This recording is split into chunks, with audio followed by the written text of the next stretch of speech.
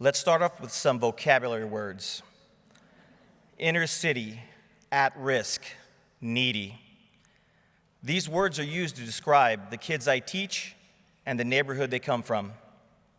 These words garner admiration from teachers who don't work at schools like that, but their schools aren't the norm. Their schools are the exception, or so I'm told. Teachers who leave my school get hired right away at schools that are just getting their share of challenging students because they know how to, quote unquote, deal with them. I don't deal with them, and I hate labels. There is no place I'd rather be than the school I am at right now.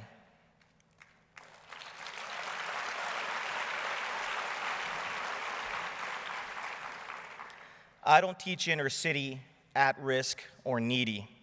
I teach kids.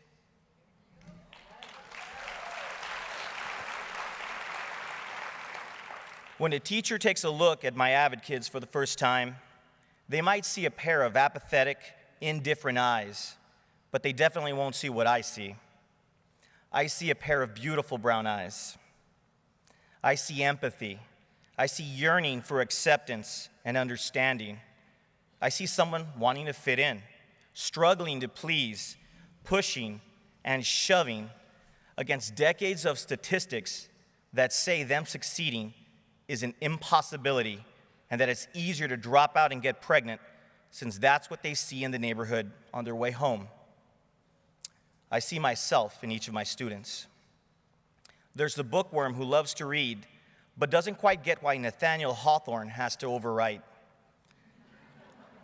I explained to her she shouldn't complain about exposition until she reads Melville. There's the kid who doesn't understand why he can't relate to his father and why the few times he meets up with him, his father asks him for money.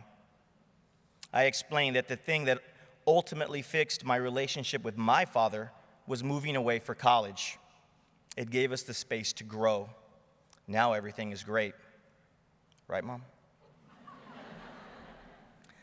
There's the kid who has trained herself to smile genuinely so no one asks her what's really wrong. One is almost 40 years younger than his parents. One kid's mother won't give him his visa because she knows he'll run away to Mexico because he's convinced himself that he has no future in this country. Another lost her mother when she was just a child. One of my kids was homeless for some time. Another hasn't lived with his parents for over 4 years. One is just such a good kid, right down to her heart, but given her surroundings, it's a miracle she's not pregnant, on drugs, or in a gang. Another used to be an extreme loner, and yet they all come to school, have great attendance, and somehow they keep getting better at it when other students have fallen by the wayside.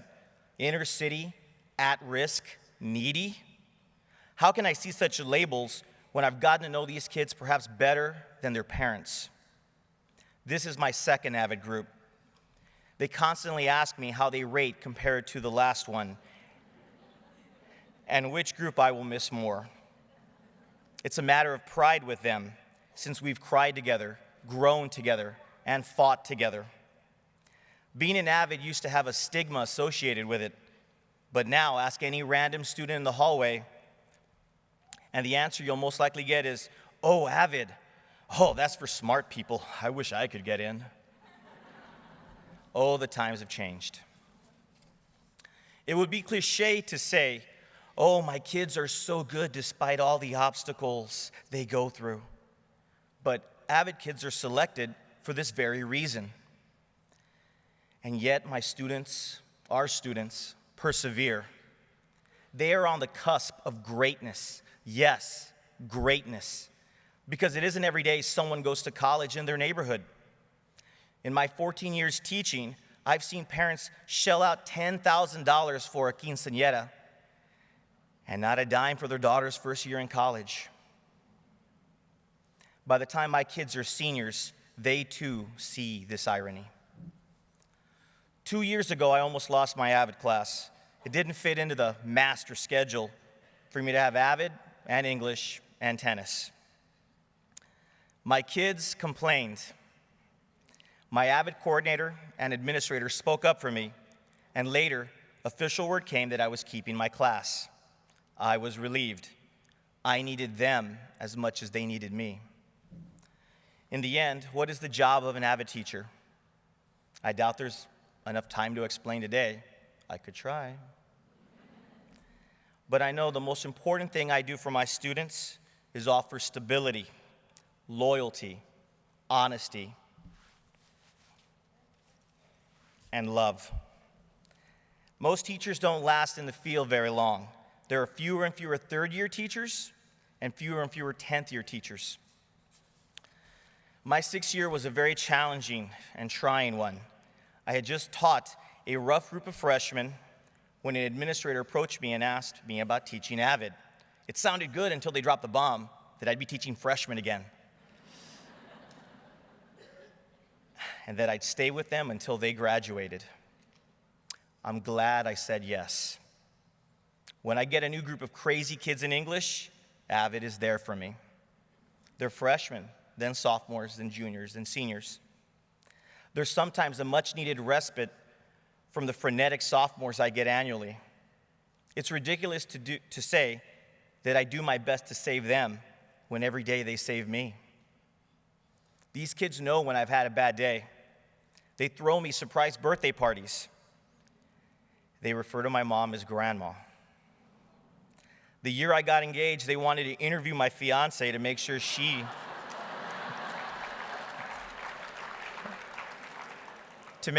was up to par.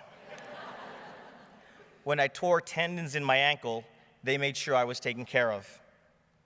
They took the quote-unquote business of school and they made it personal again, and they made it fun. I had quite a few from the last group join my tennis team, like the last AVID group did. They just never want to leave, it seems. They were already pushing me in the classroom as a teacher, and now they were pushing me as a coach. They became the leaders on the team, and we won district. We traveled across Texas playing tournaments as I tried to show them how big the world was out there. We fundraised for overnight trips. We ate at fancy restaurants. All the while, I was trying to nurture them into responsible young adults, and instead they nurtured me into being a responsible father. Recently, back in March, I was diagnosed with type 2 diabetes. A busy schedule combined with bad habits led to it. Many people don't realize the horrible hours teachers keep. My kids found out mid-May while listening to a health radio program I was interviewed on. They were hurt and upset that I didn't tell them. By June, I dropped 40 pounds, changed my eating habits, and reversed the diagnosis completely.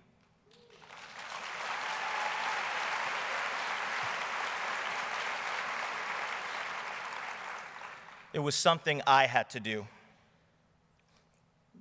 What was the good in preaching and teaching about taking on all these challenges if I couldn't lead by example?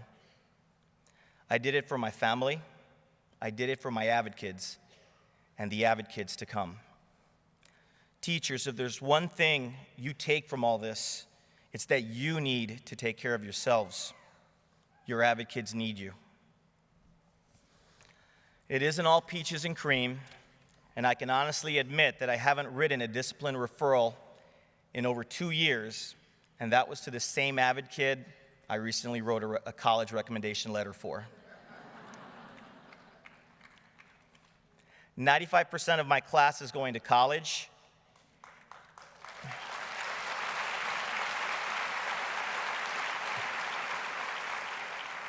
With the others deciding to join the military and then letting Uncle Sam pay their way.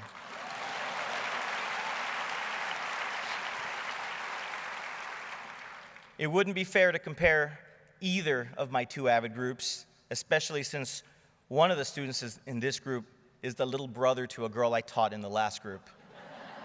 He'd snitch on me.